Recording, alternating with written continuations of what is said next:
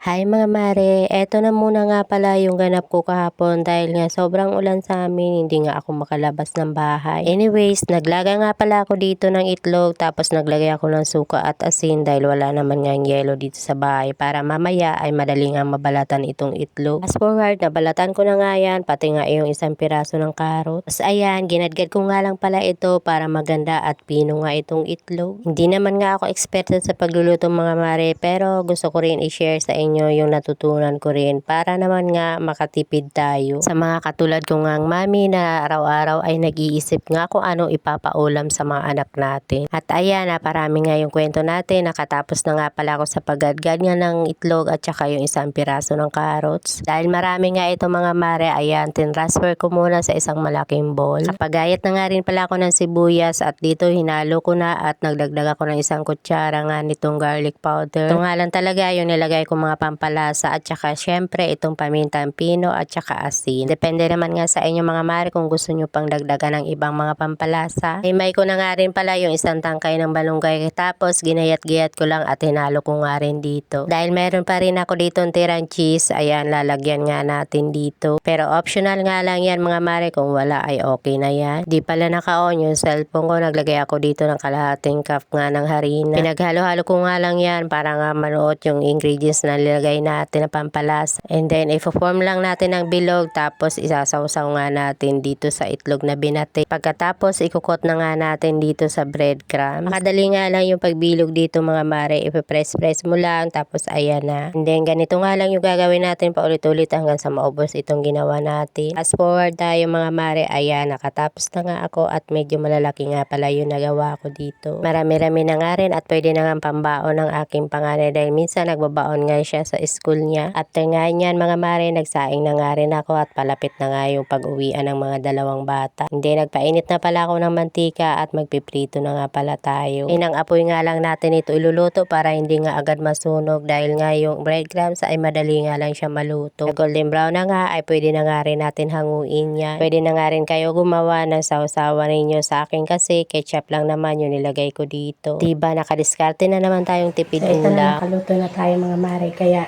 for the tikima na.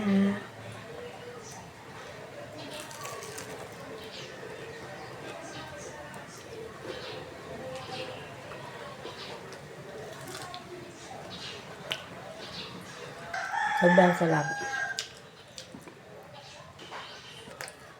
Siguradong magugustuhan din ito ng mga anak nyo, kaya i-try nyo na yung pagluluto ng ganito. Ang crispy niya, tapos yung loob niya malambot. Kaya mga mami, gawin nyo na rin ito. Pwede itong pambaon, pang snack ng inyong mga anak. Salamat sa panonood.